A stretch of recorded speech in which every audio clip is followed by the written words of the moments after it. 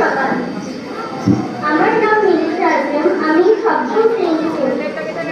আমি এখন একটি কবিতা আবৃত্তি করেছি।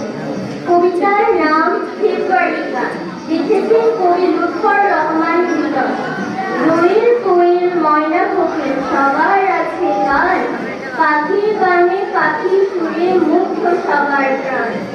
সাগর নদীর পূর্ণিমালার মন ভোলানো সুর, নদী হচ্ছে স্রোতস্বিনী সাগর সমুদ্র। ছড়াই পাহাড় সুরের বাহার ঝর্ণা প্রতি দিশে, বাতাসে তার প্রতিধ্বনি গ্রীষ্ম বর্ষা। গাছের গানে মুগ্ধ পাতা মুগ্ধ স্বর্ণলতা, ছন্দ সুরে ফুলের সাথে প্রজাপতির কথা।